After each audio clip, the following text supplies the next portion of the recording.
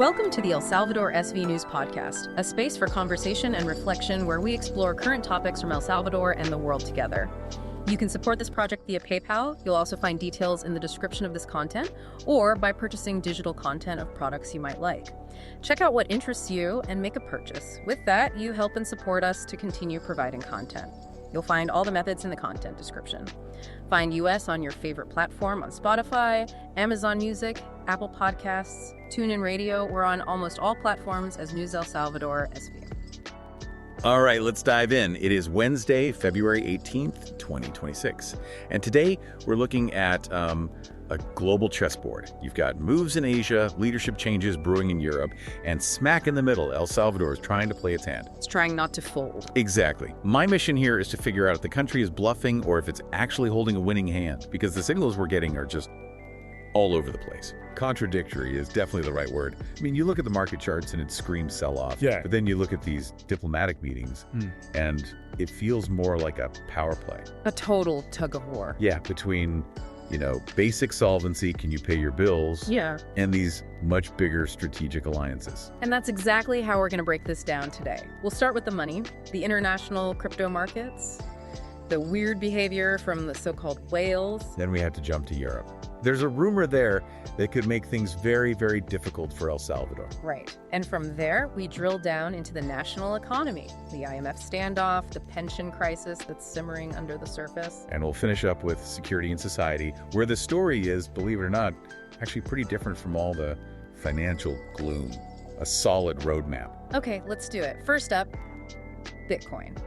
It has to be the starting point because for El Salvador, this isn't just a ticker on a screen. No, it's national policy. So looking at the numbers, Bitcoin's in a pretty tight range. It's bouncing between, 65,100 and 72,000. Right. Now it's sitting around 68,000. It feels calm, maybe a little too calm. It could be the calm before the storm. The volatility has definitely cooled since that drop we saw earlier in February.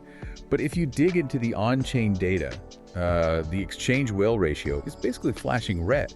It just hit 0.81. Okay, hang on. Break that down for us. For anyone who doesn't live on TradingView, what is the exchange whale ratio? Why should we care that it's at 0.81? So think of it like this. You're in a high-stakes poker room. The whales are the pros with the huge stacks of chips. When that whale ratio goes up, it's like seeing those pros all stand up at once and start walking their chips over to the cashier's cage. They're not playing anymore. They're cashing out. They're getting ready to leave the casino, and a ratio of 0.81 is the highest it's been in a year. So the smart money is heading for the doors. That's what the metric is suggesting, yeah. And Qiang Zhu, he's the CEO of CryptoQuant. He's not mincing words. He's saying a recovery could take months. He's even saying, don't be shocked if we see it drop and test the $55,000 level. 55,000. Oof, that would be ugly. But here's what I don't get. If all the whales are selling, who's buying? Someone has to be on the other side of that trade. And this is where the whole story flips on its head. While you have these old guard whales, the early adopters, starting to sell, you have sovereign wealth funds stepping in to buy. Really? Which ones? We're seeing reports that funds from Abu Dhabi, specifically Mubadala Investments and Al Warda Investments, are buying up Bitcoin ETFs. The IDIT ETF. That's the one. And here's the wild part. The value of that ETF is down about 22.5% this year. A normal person might panic. But they're buying more. They increased their position. They're now holding exposure that was worth over $1 billion. Even with the recent dip, it's still sitting at around $803 million. That is an enormous amount of money. It feels like we're watching a transfer of wealth, doesn't it? From the early tech guys to nation states. That's exactly what it looks like. Yep. It legitimizes the whole asset class. It's a different kind of volatility, I guess. Which, speaking of, we saw that WLFI token, the one backed by the Trump family, just surged. Almost 19% in 24 hours. All because of that crypto forum down at Mar-a-Lago, right? Exactly. You had people from Goldman Sachs, NASDAQ, Franklin Templeton, all there. But you have to be so careful with this stuff. It just screams, buy the rumor, sell the news. Right. Once the event is over, the price usually tanks. It almost always is. So let's pivot from there over to Europe. Usually we wouldn't focus too much on the European Central Bank, but a rumor is going around that could directly affect El Salvador. You're talking about Christine Lagarde. Yes. The word is that she might be leaving her post as president of the ECB early.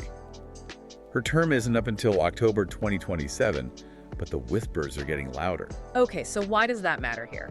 Why should someone in El Salvador care if the head of the ECB retires a year early? It's all about who could replace her. The names being thrown around, like Pablo Hernandez de Cos from Spain or Klaas Knot from the Netherlands, are, let's call them hardliners. Traditional central bankers. Very traditional. They see crypto not as some kind of innovation, but as a direct threat to financial stability. And since European countries have a lot of say on the board of the International Monetary Fund? Now you see the connection. If the new head of the ECB is more anti-crypto, that attitude is going to trickle down to the IMF.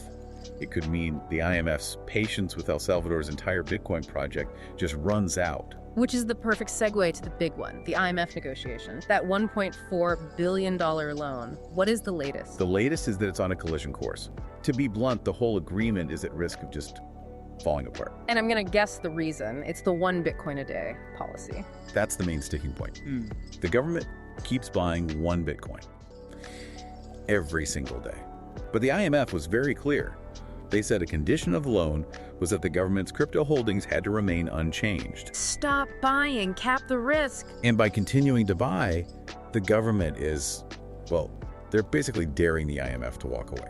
But is it really that much of a risk? I mean, we always hear about the long-term vision. What does the math look like today? I ran the numbers, and it's not great.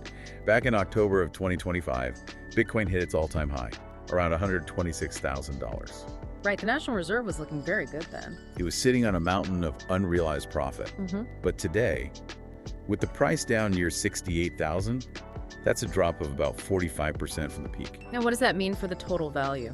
For the National Reserve, all 7,564 Bitcoins, the value has fallen from roughly $799 million down to about $514 million. Wait, say that again. We're talking about a paper loss of almost $300 million. That's correct. Almost $300 million in value that has evaporated since that October peak. That is just a staggering number. If I'm the IMF, I'm looking at that and saying, see, this is exactly what we warned you about. It's the textbook definition of volatility. Yeah. And the government's defense is always about the time horizon, We're not selling, so the loss isn't real. But debt markets don't care about diamond hands. They care about solvency. They care about solvency. And if that IMF deal disappears, the anchor for the country's economy goes with it. Borrowing costs would just explode. And it's not just the Bitcoin problem, is it? There's also a big missed deadline on pensions. This is the crisis that's not getting enough attention. The government promised the IMF a proposal for pension system reform by February 10th. That was over a week ago. And we've heard nothing. The silence is worrying because the pension deficit is calculated at 59% of GDP. 59%. It's just mathematically impossible to sustain. So what's the holdup? They're stuck. You have groups like the Mesa por una Pensión Digna pushing for a mixed system, which means the state takes on more costs.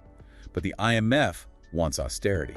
Cut benefits, raise the retirement age. So the government can't find a solution that makes both sides happy? It seems not. So they're just ghosting the IMF, it looks like. It's a dangerous game. Let's take a quick pause right there. We want to remind you that you can collaborate with this project by donating via PayPal or by purchasing digital content. All the links are in the description of this content. Your support allows us to maintain the quality and continuity of this podcast. And we are back. So before the break, a pretty grim financial picture. Bitcoin reserves down, IMF talks stalled, pensions late. But then you look at the security news and it feels like a different country. The relationship with the United States, it actually seems good. It is a fascinating paradox. I've started calling it dual-track diplomacy. On the financial track, it's a mess. But on the security track, El Salvador is trying to make itself indispensable.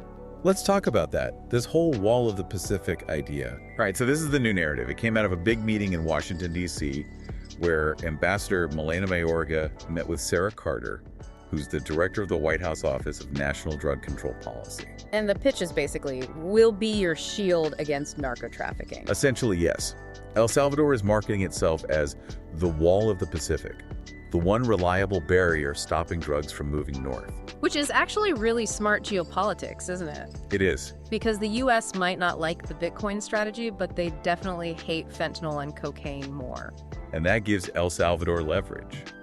If they can prove they're the only stable partner in the region who can enforce that wall, then Washington has a vested interest in keeping the Salvadoran economy from collapsing. So security cooperation becomes an insurance policy against the financial risk. Too strategic to fail. That's the bet they're making. Interesting. Okay, let's bring it back to the ground level. While all this is happening in D.C., there's actual construction starting in Zacamil. Yeah, the Metro Cable project. Yeah. It's finally moving from paper to reality. I saw those reports of residents saying goodbye to the trees being removed. That's always the tough part of progress, right? The trees have to go to make way for the transport lines. But it's a sign that the infrastructure money is actually being spent. It's not just a computer drawing anymore. Speaking of money, we have to talk about the Shakira effect. Huh. I was waiting for you to bring that up. I mean, come on. We spent all this time talking about a $300 million paper loss on Bitcoin, and then a report comes out saying Shakira's concerts and residency pumped over $100 million into the local economy. The numbers are real. The hotels, the restaurants in the historic center, they saw a huge boost. It's pretty ironic, isn't it? We're stressing about these complex IMF agreements, and then Shakira shows up and drops $100 million into the GDP. It's the government's other strategy at play, the entertainment economy. If you can't get the IMF loan, you pivot. You focus on tourism, big events, surfing competitions. But is that enough? Can it really plug a pension hole that's 59% of GDP? Oh, absolutely not. Not even close. But does it create cash flow and jobs for people in San Salvador right now? Yes, it does. Hips don't lie, I guess. But we're going to need a lot more Shakiras to cover that Bitcoin dip. We certainly are. So let's try to tie this all together. We started with crypto whales, and we ended with a pop star. What's the one big takeaway here? The big takeaway is transition and risk. Globally, you're seeing a transition of crypto ownership from early individuals to nation states. And in El Salvador, you're seeing this incredibly high-risk transition away from traditional finance, like an IMF deal, toward a new model. A model based on Bitcoin and security leverage. Exactly. And the pension reform is the ticking clock in the middle of it all that could just blow the whole thing up. What's the deadline to watch? It's the most immediate danger. If they can't solve that math, nothing else matters. To summarize, we invite you once again to support us. Please check the description for the PayPal links and digital product options. Your contribution is vital for us to keep bringing you this analysis. Thank you for listening to News El Salvador SV. Before we go, I want to leave you with one last question to think about. We said the U.S. needs El Salvador as a wall. But what happens if the U.S. decides that the risk of a Bitcoin-based economy destabilizing the entire region is just too high? If sovereign funds in the Middle East are buying and El Salvador is buying, are we seeing the start of a new economic bloc that doesn't need the IMF? Or is that just a fantasy that ends in default? That is the multi-billion-dollar question. We'll be watching closely. Thanks for diving in with us today. Anytime. Until next time.